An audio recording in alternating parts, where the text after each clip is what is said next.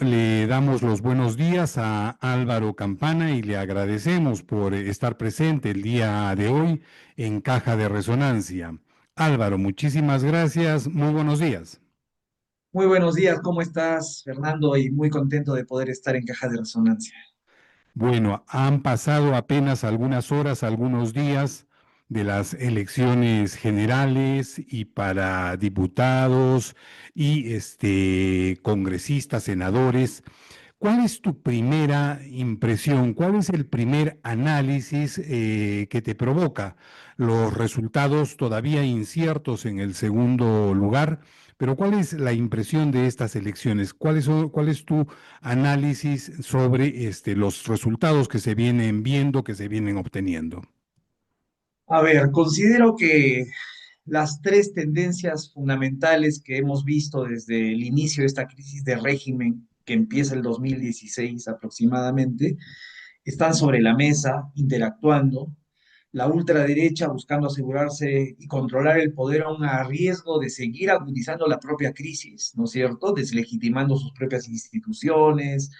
Vemos los cuestionamientos a los resultados, buscando capturar los distintos espacios para garantizarse el poder, es lo que estamos viendo ahorita, y no les importa seguir erosionando la propia institucionalidad que supuestamente ellos dicen defender.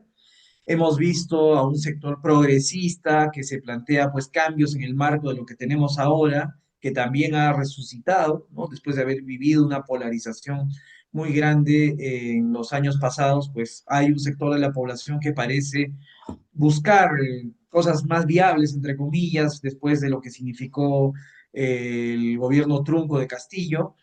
Y por otro lado, un sector importante de la ciudadanía que sigue apostando por los grandes cambios que se traducen principalmente en una identificación, ¿no? Hay un tema identitario muy fuerte que es el que representa lo que se llama el castillismo, ¿no? Que, digamos, encuentra una representación temporal en Roberto Sánchez, dada el endose que el propio Castillo ha dado a Sánchez, ¿no? Entonces, es como que esas tres tendencias siguen avanzando, moviéndose en el marco de una fragmentación política muy grande, de una agudización de la crisis de representación, o sea, 30% o 40% de la ciudadanía no va a tener representantes en el actual Parlamento por la forma en que se va a componer, tanto la Cámara de Senadores como la Cámara de Diputados.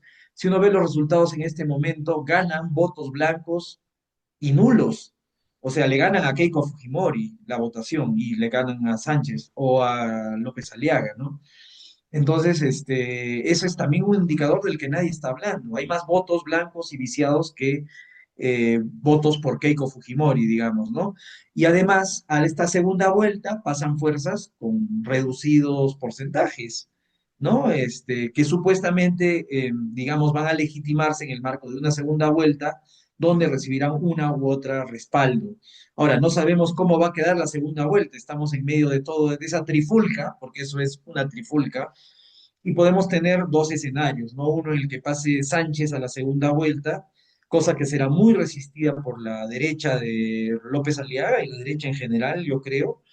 Y por otro lado tenemos la posibilidad de dos fuerzas de extrema derecha compitiendo con sus matices, compitiendo en una segunda vuelta, lo que, bueno, genera un escenario también totalmente distinto y convulso, de la misma forma que el primer escenario, ¿no?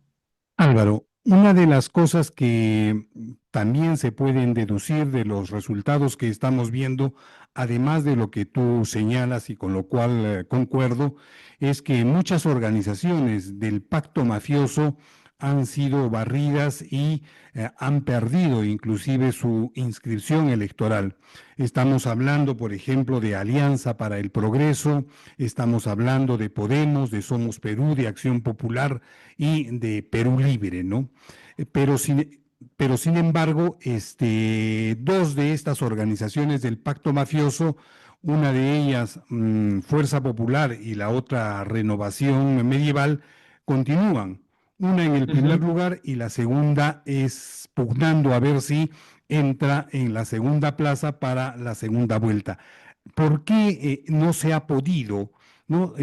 Así como se ha hecho con las otras fuerzas del pacto mafioso, terminar o inclusive disminuir su capacidad de acción y su posibilidad de entrada al gobierno en estas circunstancias? Considero que para empezar Fuerza Popular tiene un voto duro, ha tenido una estrategia muy cautelosa, si tú te das cuenta, han tratado incluso en la gestión parlamentaria, ¿no? De aparecer como los más sensatos, ¿no? Desmarcarse, han hecho un esfuerzo permanente de desmarcarse del Gerí, de Boluarte, a pesar de que han sostenido esos gobiernos, pero han hecho un esfuerzo muy grande de desmarcarse. Keiko Fujimori ha tenido una estrategia centrada en un concepto que, sobre todo para determinadas zonas del país, ha sido fundamental, que es esta idea de orden, ¿no? Que es en lo que se ha concentrado su campaña. Yo creo que en ese sentido ha tenido una buena estrategia de supervivencia, yo lo llamaría así, ¿no? De saber que con lo poco que tienen podían pasar a la segunda vuelta y preservar eso, mantener una imagen de distancia con el Parlamento, a pesar de que todo el mundo dice que ellos están detrás de todo esto, y sobre todo conectar con una demanda ciudadana en determinadas zonas del país, Lima principalmente y las regiones del norte. Y bueno, sabemos que la selva siempre ha oscilado entre propuestas contestatarias y también muchas veces también inclinarse a opciones como la que representa Fuerza Popular. Entonces, para mí esa es una explicación. López Aliaga ha sido sostenido por los medios, hemos visto, es en realidad un candidato muy torpe, muy torpe. Su torpeza le ha hecho perder las preferencias electorales. Él estaba en primer lugar, como bien sabemos, durante bastante tiempo. No sabemos si inflados o no por las encuestas, pero bueno, algo tenemos que creer de eso, supongo yo. Pero es evidente que con el apoyo de los medios, a pesar de lo desastrosa que ha sido la gestión en Lima, ¿no? Como alcalde, eh, ha logrado pues sostener esta imagen del empresario, el representante de lo moderno en el Perú, que sabemos es la contracara del racismo, de este blanqueamiento que buscan algunos sectores, particularmente en ciudades como Lima, ¿no? Y ahora vemos destilar justamente eso, ese clasismo y ese racismo contra quienes no han votado como ellos. Nosotros podríamos decirles lo mismo, ¿no? O sea, es un candidato que ha expresado y ha destilado odio, violencia, en fin, pero como que ha sido sostenido sobre la base de eso. ¿Qué ha pasado con los otros actores? Yo creo que, digamos, han estado o muy comprometidos con los sucesivos gobiernos, el caso de Alianza para el Progreso. Es evidente que ellos han estado negociando con Castillo, no solamente con Dina Boluarte, con Castillo, con Boluarte. Han sido esta especie de derecha pragmática, ¿no? Que negocia con cualquiera para poder mantenerse y creo que la campaña los ha golpeado particularmente a ellos, al igual que a Podemos, ¿no?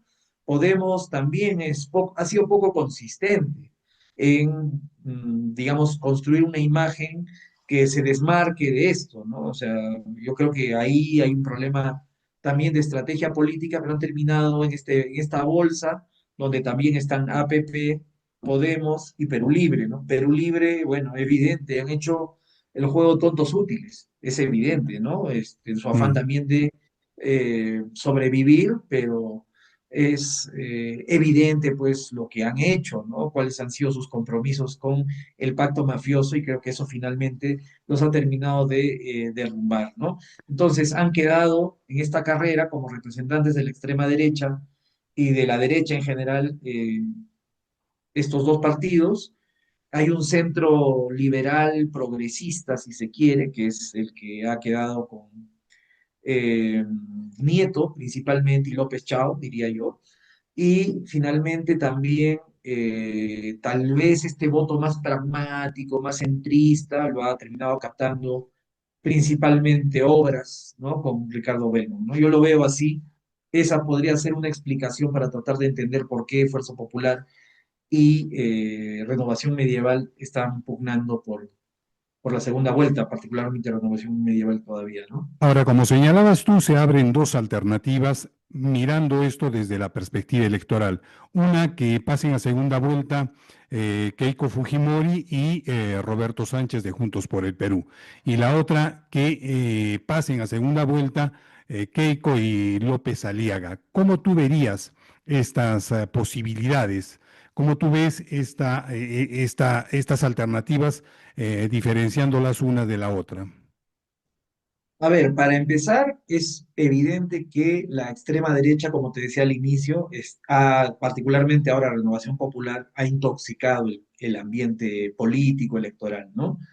Producto de estos errores que ha habido de la OMPE, cosas muy extrañas realmente que han ocurrido, por ejemplo, con estas ánforas que han sido encontradas. Hay todo un operativo para descalificar las elecciones en general, ¿no? Que es algo que ya hemos visto desde el año 2021, por una parte, ¿no? Intoxicado también con este discurso anticomunista, que trata de generar terror, la idea esta de que van a sacar a Velarde del BCR, ¿no? O sea, la amenaza comunista, izquierdista, digamos, para ciertos sectores, levantada, ¿no?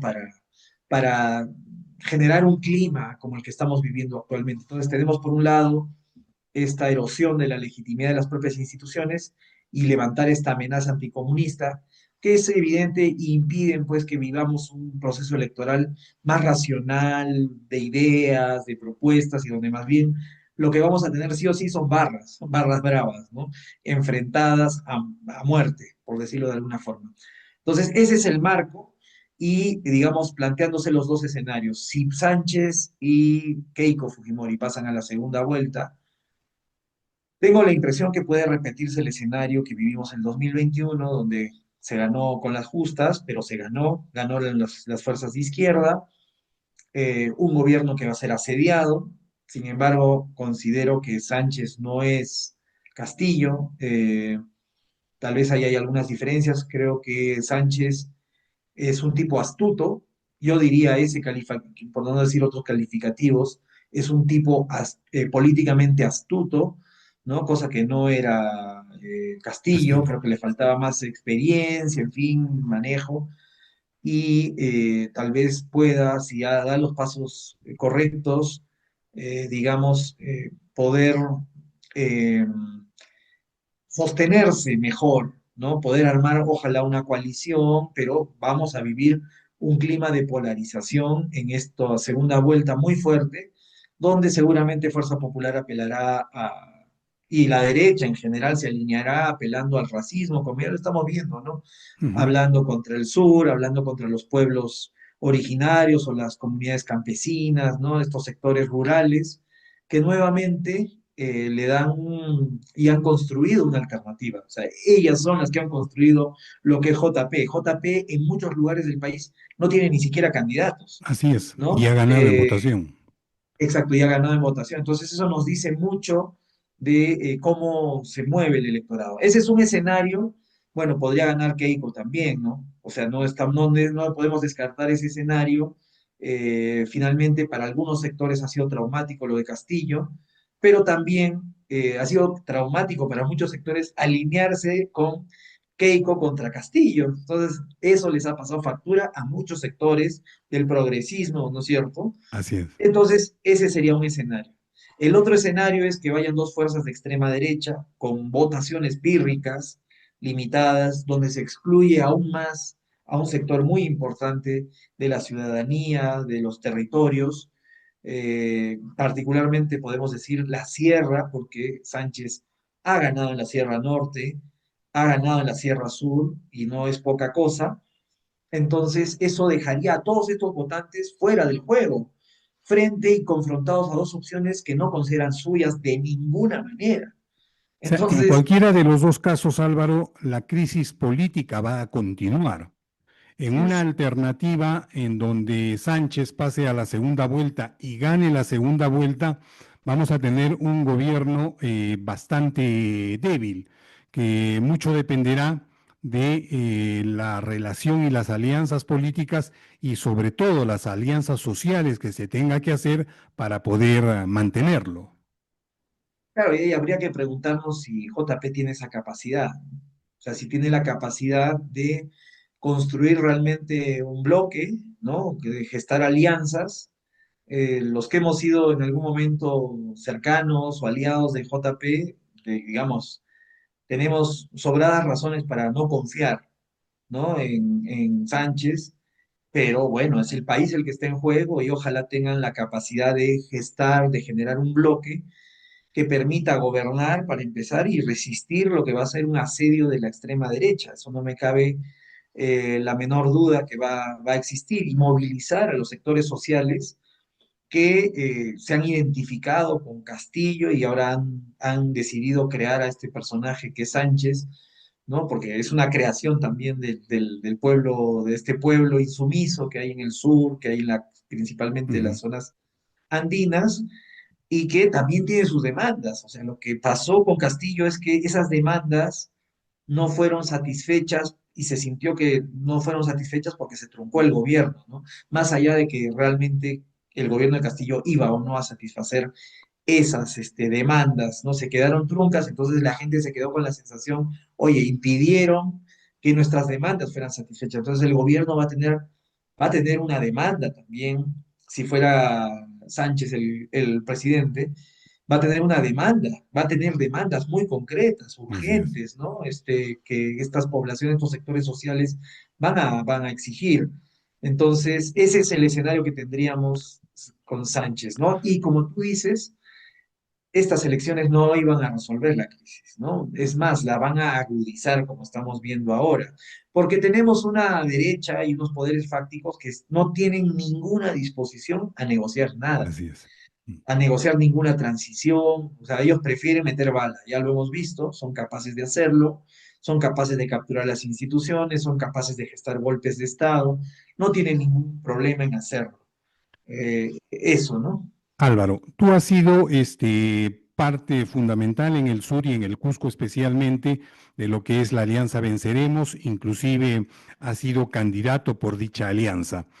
¿Cómo haces tú, cómo evalúas tú la situación, los resultados de Venceremos y cómo tú miras hacia adelante la situación de Venceremos y de Nuevo Perú en esta nueva coyuntura, en este nuevo proceso al que entramos con características ciertamente de la coyuntura anterior? Crisis económica, crisis política, continúan.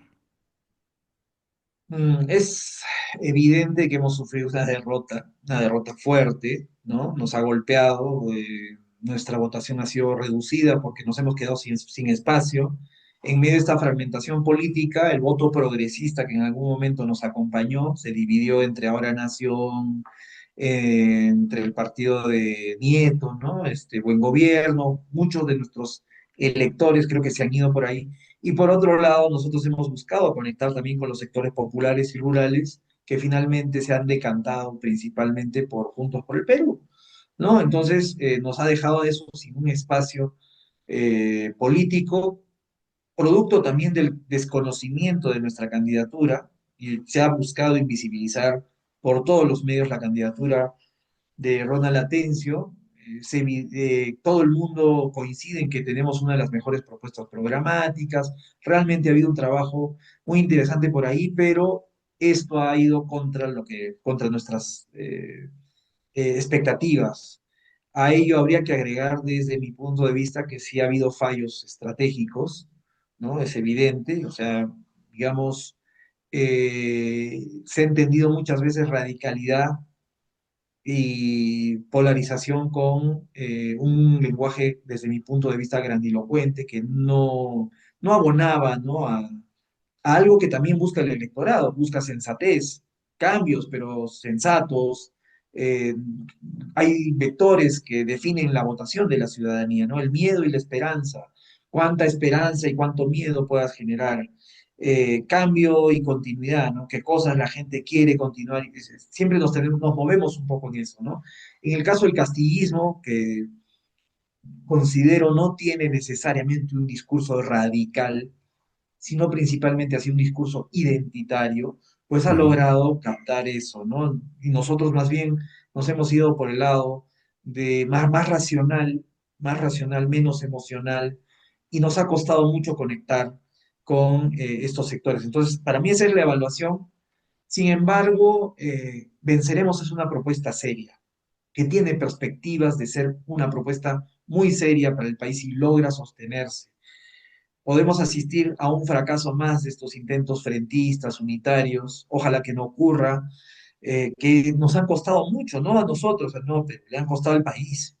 El fracaso del Frente Amplio como bloque, el fracaso de Juntos por el Perú en la edición anterior como bloque, el intento de unidad con el gobierno de Castillo, que Castillo, y hay que decirlo, son hechos fácticos, no es ningún prejuicio, desbarató, bueno, junto a Vladimir Cerrón, quien también operó ahí en una lógica principalmente de defender sus cuotas de poder, eh, hizo que fracasara un bloque que podría, digamos, haber generado a estas alturas y en estas elecciones una coalición mayor, ¿no? Una coalición entre progresista y rural, ¿no? Si se quiere, ¿no? Rural, urbano popular, ¿no? Entonces, espero que continuemos con Venceremos. Estamos apostando desde el Nuevo Perú por Venceremos como un bloque que puede aglutinar a otros sectores. Una cosa son las elecciones nacionales, otra cosa son las elecciones regionales. Somos conscientes que a pesar de que el Nuevo Perú y Venceremos tienen una presencia nacional, eso no significa que tengamos fuerza en las distintas regiones. Eso tampoco es cierto. Y en Hay esta zonas del país perspectiva, donde tenemos...